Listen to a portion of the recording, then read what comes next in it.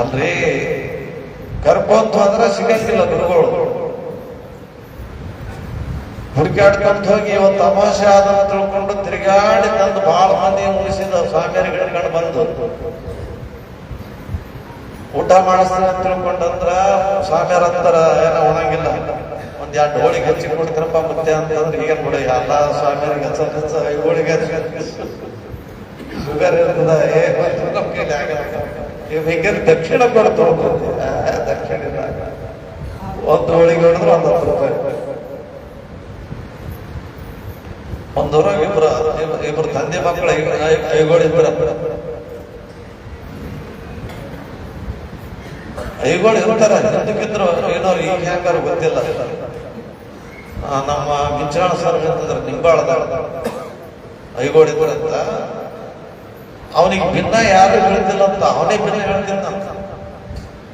ಹೆಂಗ್ಯಾಕ್ರಿ ಅಪ್ಪರ ಅವ ಹೇಳಿದ್ರಾಗ ಅವನೇ ಹೇಳಿದ್ರಾಗ ಏನ್ ಫರಕ್ ಆದಂತಂದ್ರೆ 114 ಕೋಳಿ ಮುಡ್ತಿದ್ದಂತ.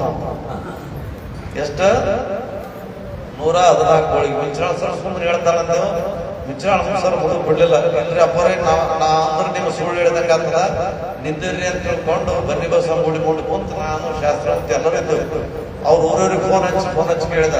ನಮ್ಮ ಊರ ಅಪ್ಪರತ್ತ ಇದ್ರೆ ಎಷ್ಟು ಹೊಡ್ತಿದ್ದು 114 ಕೋಳಿಗೆ ಒಂದು 1/2 ಕಿಲೋ ತುಪ್ಪ ಮತ್ತ ಅನ್ನ ಹೆಂಗ್ ಅಂತಂದ್ರ ಅನ್ನ ಉಂಟು ಮಾಡಿ ನೋಡಿ ತೆಗ್ದು ಮಾಡ್ತಾನೆ ಸಾರು ಹಾಕ್ಲಾಕ ಸಂಗಾಟ ಮತ್ತ ಹಪ್ಪಳ ಶೆಟ್ಟಿಗೆ ಬೇಕಂತ. ಅಲ್ರಿ ಸರ್ ಅವನಿಗೆ ಯಾರು ಉಳಿಸ್ತಿದ್ರಿ ಏನೇನ ಅದೇನ 500 ಮಂದಿ ಮನಿ ಹೋಗ್ಕೋಬಾರ್ದು ಹೋಗ್ಕೊಂಡ್ರೆ ಕೆಲಸ ಆಗಲ್ಲ. ಇಲ್ರಿ ಅಪ್ಪರೇ ಅವನು ಶಾಣೆ ಇದ್ದ ಮುಖ್ಯ. ಅವ್ ಏನ್ ಮಾಡ್ತಿದ್ದಂದ್ರ ಅವನೇ ತಿರುಗಾಡಿ ಹೇಳ್ಕಂತ ಈ ಅಮಾಸೆ ಯಾರ ಮನೆಗೆ ತಿರುಗಾಡಿ ಬಂದು ಇಂಥವ್ರ ಮನೆಗೆ, ಈ ಶಾಣಗೌಡ್ರ ಮನೆಗೆ, ಬಸಗೌಡ್ರ ಮನೆಗೆ, ಇಂಥವ್ರ ಮನೆಗೆ ಹೇಳ್ತಿದ್ದ. ಅವ್ರು ಏನ್ ಮಾಡ್ತಿದ್ರಂದ್ರ ಸುತ್ತ ಓಣನವ್ರಿಗೆ ಕರಿತಾರಂತ ಹೋಳಿ ಮಾಡಿ ಹಾಕ್ಬೇಕಲ್ಲ ಅವ್ನಿಗೆ 114 ಅವ್ನಿಗೆ ತಿಳಿದಿಟ್ಟು ಮ್ಯಾಗ ಒಂದು 50 ದೋಚ ಹೋಳಿ ಮಾಡ್ಬೇಕಲ್ಲ ಅವ್ರಿಗೆ.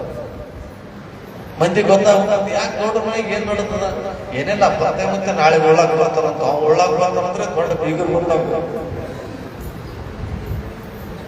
ಅವ ಊಟ ಮಾಡಿ ಓದ್ತಿದ್ದಂತ. ಕೇಳ್ತಿರಂತ ನೀ ಯಾವಾಗ ನಿಮ್ ನಮ್ಮನಿಗೆ ಯಾವಾಗ ಬಂದಿರ ನಿಮ್ ಮನ್ಯಾಗ ಅವಾಗ ನೀವು ಬರ್ತಾ ಮತ್ತೆ ಮುಗಿಸಿದ್ರಲ್ಲ ಅವಾಗ ಮಂದಿ ನಿಂತಿದ್ರಂತ ಹೋಳಿ ಪಾಳಿ ಮಾಡ. ಹಾಗೆ ಇಬ್ಬರು ತಂದೆ ಮಕ್ಕಳು ಊಟಕ್ಕೆ ಹೋಗ್ತಿರಂತ. ಹೋಗಿ ತಂದೆ ಗಂಗಾಳ ಮಗ ನೋಡಿದಂತ ಮಗನ ಗಂಗಾಳ ತಂಗಿಂದ ನೋಡ್ತಾರಂತ. ಜಗ್ಗಿ ಉಣ್ಬೇಕು. ತಂದೆ ಹೇಳ್ತಿರಂತ ಮಗನೇ ಗೌಡ್ರ ಮನಿ ಚಲೋ ಮನಿ ಅದ, ದೊಡ್ಡ ಮನಿ ಅದ, ತುಪ್ಪ ಗಿಪ್ಪ ಚಲೋ ಇರ್ತದ, ಅಡಿಗೆ ಚಂದ ಇರ್ತದ. ನೀ ಮನಿಗೆ ಬಂದು ಮತ್ತ ಅವು ನಿಮ್ಮ ಅವ್ಗ ಅದು ಬೇಕು ಇದು ಬೇಕಂತ ಕಾಡ್ಬೇಡ. ಏನ್ ಉಣದು ಗೌಡ್ರನಾಗಿ ಚಂದ ಉಣು ಮಗನೇ. ನಾ ಬಗಲಾಗ ಕೂತಿರ್ತೀನಿ ನೋಡ್ತಿರ್ತೀನಿ. ಆಯ್ತಂದ ಹೀಗ ಅಂತಿದ್ದ. ಅವ್ರಿಗೊಂದು ಕಡುಬು ಇಷ್ಟು ಕೊಡು ಹಬ್ಬ ಇವ್ರಿಗೊಂದು ಕಡುಬು ಹಾಕ್ತಿದ್ರು. ತಂದೆ ನೋಡ್ತಿದ್ದ ಮಗನ ಕೈಯಾಗಿ ದಬದ ಗಂಗಾಳದ ಹಾಕಿದ್ರ ನನ್ನ ಮಗನ ಗಂಗಾಳದಾನೆ ಅಂತ ತುಪ್ಪ ಹಾಕಿದಂತ ಉಣ್ತಿದ್ರ. ಉಂಡು ಬಂದ್ರು ಎಲ್ಲ ಆಯ್ತಿತ್ತು.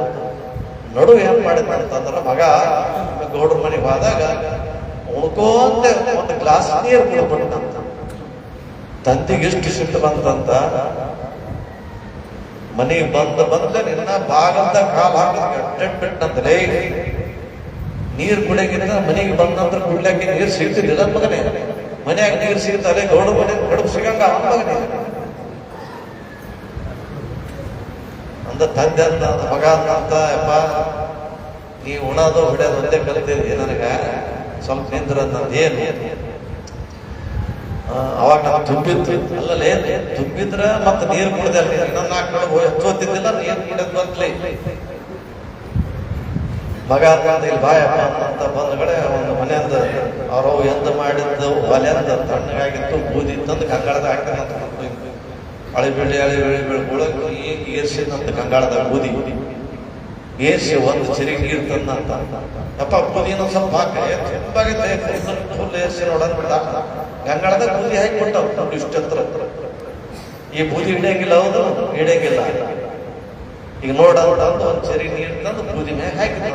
ಯಾರು ಮಗ ಬೂದಿಗೆ ತಳಕ ನೋಡಪ್ಪ ನೀ ಗೌಡ್ರ ಮನ್ಯಾಗ ನಾ ನೀರು ಕುಡಿದ ವೇಳೆ ನೀ ಹೊಡೆದೆ ನನ್ಗೆ ಹಿಂಗಾಯ್ತು. ಮಗ ತಂದು ಮತ್ತೊಂದು ಬಿಟ್ಟು ಅಂತ ಹೇಳಿ ಅಲ್ಲೇ ಕುಡಿಯೋದು ಮನೆ ನನಗೆ ಕೇಳಿದೆ ನಾನು ಕುಡಿತಿದ್ದಲ್ಲ.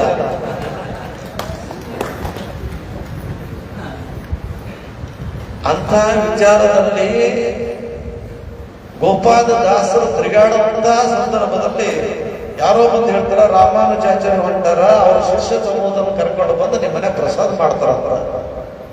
ಸಚ್ಚಾರ್ಯತಿ ಹೆಂಗ್ ಮಾಡೋಣ, ನಮಗೆ ಊಟಕ್ಕೆ ಅನ್ನ ಇಲ್ಲ, ಉಡಲು ಬಟ್ಟೆ ಇಲ್ಲ, ಹೆಂಗ್ ಮಾಡ್ಬೇಕು?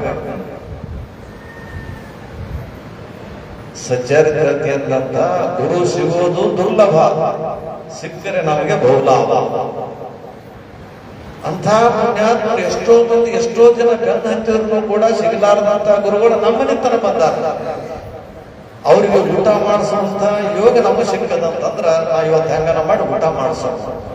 ಹೆಂಗ ಮಾಡಿಸೋದು? ಹಂಗಿಲ್ಲ, ನೀನ್ 4 ಮನೆ ತಿರುಗಾಡಿ ಬರಕ್ ಬರೀ ಏನ್ 4 ಮನೆ ಸಿಗ್ತದ ಉಳಿದು ಕೊಡ್ತಿರ್ತಾರ. ಅದೇ ಅಂತ ಗುರುಗಳಿಗೆ ಹೇಳೋದು ಭಿಕ್ಷಾನ ಮೋಕ್ಷಕ್ಕೆ ಸಾಧನೆ ಅಂತ ತಿಳ್ಕೊಂಡು ಹೇಳ್ತಾರ. ಭಿಕ್ಷಾನ ನಮ ಮೋಕ್ಷಕ್ಕೆ ಸಾಧನ, ಅತಿಥಿಗಳಿಗೆ ಅದನ್ನೇ ಕೊಡಕ್ ಬರ್ತಾರ. ಸಚ್ಚಾರಿತ್ರವತಿ ಬಹಳ ಸ್ಫುರದ್ರೂಪಿ ಇದ್ರು, ಬಹಳ ಸುಂದರ ಇದ್ರು ಹೆಣ್ಮಗ. ಅಂದ್ರೆ ಈ ಮಾತು ಯಾಕೆ ಬರ್ತಾರ ನೋಡ್ದಿನ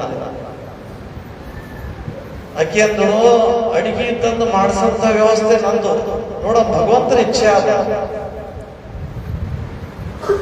ಆ ಸಚ್ಚಾರಿತ್ರವತಿ ಏನ್ ಮಾಡ್ತಂದ್ರೆ ಅಲ್ಲಿ ಒಬ್ಬ ವೈಶ್ಯ ಇದ್ದ, ವೈಶ್ಯ ಅಂತ ತಿಳ್ಕೊಂಡ್ರೆ ವ್ಯಾಪಾರ ಮಾಡುವಂತ. ಆ ವೈಶ್ಯ ಕೆಟ್ಟ ಲಂಪಟ ಇದ್ದ.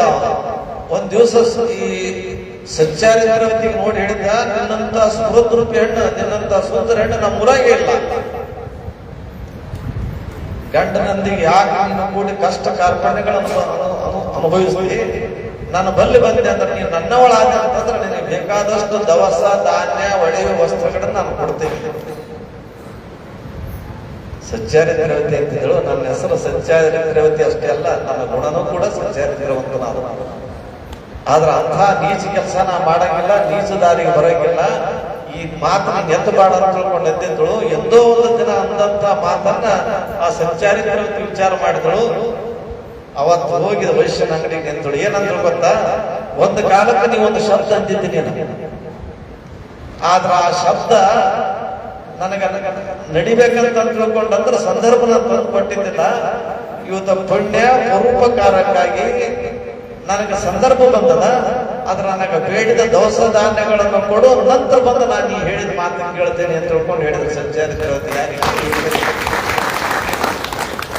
ಅವಂತ ಏನ್ ಬೇಕು ತಗೊಂಡು ಹೋಗು ಅಂತ ತಿಳ್ಕೊಂಡಂತ. ಏನ್ ಬೇಕಂತ ತಗೊಂಡು ಹೋಗಿ ದವಸ ಧಾನ್ಯ ತುಪ್ಪ ಎಣ್ಣೆ ಅಂತದ ಎಲ್ಲ ತಂದು ಮನೆಯಾಗ ಅಡಿಗೆ ಮಾಡಿದ್ರು. ಗಂಡಿ ನೀರು ಭಿಕ್ಷಾನ್ನಕ್ಕೆ ಹೋಗಿ ಬರ್ಬೇಕಂತ ತಿಳ್ಕೊಂಡು ತಿರುಗಾಡಿ ಬಂದ. ಮನೆಗೆ ಬರೋದ್ರೊಳಗಾಗಿ ಮನೆಯಾಗೆಲ್ಲ ಘಮ ಘಮ ಘಮ ಅಂತ ವಾಸನ ಹಟ್ಟಿತ್ತು, ಹೊಗೆ ನಡೆದಿತ್ತು, ಏನ್ ಅಡಿಗೆ ಭರ್ಪೂರ್ ನಡೆದಿತ್ತು.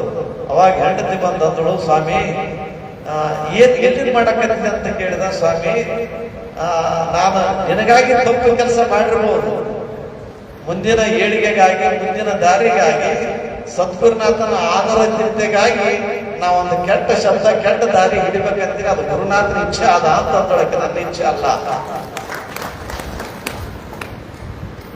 ಅವನು ಅಂದ, ಆಗ ನೋಡಬಹುದು ಶಿವನ ಆಜ್ಞೆ. ಗುರುನಾಥ ಶಿವ ಸಾಕ್ಷಾತ್ ಸ್ವರೂಪ, ಗುರುವಿನ ರೂಪದಲ್ಲಿ ಬಂದಾನ ತಿಳ್ಕೊಂಡಂದ್ರೆ ಅದು ಗುರು ಹೆಂಗ್ ದಾರಿ ತೋರಿಸ್ತಾನ, ಶಿವ ದೇವ್ರ ಹೆಂಗ್ ದಾರಿ ತೋರಿಸ್ತಾನ, ದೇವ್ರು ತೋರಿಸಿದಾಗ ನಾವು ನಡೆಯೋಣ. ರಾಮಾನುಜಾಚಾರ್ಯ ಬಂದ್ರು, ಕುಂತರು, ಪ್ರಸಾದ ಏನ್ ಆನಂದ ಆಯ್ತವ, ಎಷ್ಟು ಆನಂದ ಆಯ್ತು. ಸದ್ಗುರುನಾಥ ಬದುಕಿಗೆ ಹೆಣ್ಣು ಕೊಡುವವರು, ಬದುಕಿಗೆ ಹಣ್ಣು ಕೊಡುವವರು, ಸತ್ತ ಬಳಿಕ ಮಣ್ಣು ಕೊಡುವವರು, ನನ್ನ ಬದುಕಿಗೆ ಬಣ್ಣ ಕೊಡೋರು ಯಾರಾದ್ರೂ ಉಂಟೆ ಅಂತ ಕೇಳ್ತಾಳೆ. ಬೇಕಾದ ಜೀವನಕ್ಕೆ ಏನಾದ್ರೂ ಕೊಡ್ತಿರ್ತಾರ. ಆದ್ರೆ ನನ್ನ ಬದುಕಿನಲ್ಲಿ ಇವತ್ತು ಇಂಥ ಒಂದು ಪರೀಕ್ಷೆ ಕಾಲ ಅಂತಂದ್ರ ಆ ಸಮಯ ನೀನೇ ತಂದವ, ನೀನೇ ಹೋಳ ಮಾಡವ. ಸಂತೃಪ್ತದಿಂದ ಉಂಡಂತ ರಾಮಾನುಜಾಚಾರ್ಯ ಎದ್ದು ನಿಂತು, ತಾಯಿ ನೀವು ಉಂಡದ್ದು ಕೇವಲ ಸಾಕ್ಷಾತ್ ನನಗಲ್ಲ, ಭಗವಂತನಿಗೆ ಮುಟ್ಟಿದ್ದು. ಅದಕ್ಕಾಗಿ ಅಂತಾರ, ಒಬ್ಬ ಶಿವಯೋಗಿ ಉಳಿಸಿದ್ದಾದರೆ ಶಿವಯೋಗಿನಿ ಸಂತೃಪ್ತಿ ತೃಪ್ತೋ ಭವತಿ ಶಂಕರ. ಒಬ್ಬ ಸ್ವಾಮಿಗಳಿಗೆ ಯಾರಾದ್ರೂ ಉಳಿಸಿದ್ರಂದ್ರೆ, ಒಬ್ಬ ಶಿವಯೋಗಿಗೆ ಯಾರಾದ್ರೂ ಉಳಿಸಿದ್ರಂದ್ರೆ, ಉಳಿಸಿದಂತ ಸಂದರ್ಭದಲ್ಲಿ, ಎಡೆ ಮಾಡಿದಂತ ಸಂದರ್ಭದಲ್ಲಿ ಗುರುನಾಥ ನನ್ನಲ್ಲಿದ್ದಂಥದ್ದನ್ನು ನಿನ್ನೆ ಅಪೇಕ್ಷಿಸಿದ್ದನ್ನು ನಾನು ಮಾಡಿ ನಿನ್ನ ನೀಡೀನಿ ಗುರುನಾಥ, ಉಂಡು ನನ್ನನ್ನು ಕೃತಜ್ಞತಾರ್ಥನನ್ನಾಗಿ ಮಾಡಬೇಕು ನಮಸ್ಕಾರ ಮಾಡಿದಾಗ ಗದ್ದಿಗೆ ಬೇಕು ಅಂತಂತ ಗುರುನಾಥ ಹೇಳ್ತಾನ, ಶಿವಯೋಗಿ ಸಂತೃಪ್ತಿ ತೃಪ್ತೋ ಭವತಿ ಶಂಕರ ತೃಪ್ತಿಯ ತನ್ಮಯ. ಅಂದ್ರೆ ನೀವು ಗುರುನಾಥ ನೀನು ಉಂಡೆ ಅಂತಂದ್ರ ಪರಮಾತ್ಮ ಉಂಡಂಗ ಅಂತ ತಿಳ್ಕೊಂಡು ನೀನೇನ್ ಅಂತಿಲ್ಲ, ಇದು ಪರಮಾತ್ಮ ಹುಟ್ಟುತ್ತಂತ ತಿಳ್ಕೊಂಡು ಅಂದಾಗ ಪರಮಾತ್ಮ ಅಂತಾನಂತ ನನ್ನ ರೂಪದಿಂದ ನರರೂಪದಿಂದ ಬಂದಂತ ಶಿವನೇ ಅವ ಉಣಾಕಂತಾನಂತಂದ್ರ ಕೇವಲ ಅವ ಉಂಡಂತಷ್ಟೇ ಹೊಟ್ಟೆ ತುಂಬಿದಂತದ್ದಲ್ಲ, ಚರಾಚರ ವಸ್ತುಗಳಿಗೂ ಹೊಟ್ಟೆ ತುಂಬತದ. ಒಬ್ಬ ಗುರುನಾಥ ಉಂಡಂತಂದ್ರ ಕೈಲಾಸದಲ್ಲಿ ಕುಳಿತಂತ ಪರಶಿವನಿಗೆ ತೃಪ್ತಿ ಆದಂಗ ಆಗ್ತದೆ ಅಂತ ತಿಳ್ಕೊಂಡು ದೇವರ ಅಲ್ಲದೆ ಆಶೀರ್ವಾದ ಮಾಡ್ತಾನಂತ. ಅದಕ್ಕೆ ಇವತ್ತು ನನಗ ಹ್ಯಾಂಗ ತಂದೆವು, ಏನು ಮಾಡಿದೆವು, ನೀ ಏನ್ ಅನ್ಕೊಂಡೆ ಗೊತ್ತಿಲ್ಲ, ನೀ ಕೊಟ್ಟಂತ ಪ್ರಸಾದ ತೃಪ್ತಿ ಆಯ್ತು. ನಿನಗೆ ಒಳ್ಳೇದಾಗಲಿ, ಊರಿಗೆ ಒಳ್ಳೇದಾಗಲಿ, ನಿನಗೆ ಅನ್ನ ಕೊಟ್ಟವನಿಗೆ ಮೊದಲು ಒಳ್ಳೇದಾಗಲಿ ಅಂತ ಹೇಳಕ್ಕೆ ಗುರುವಾರ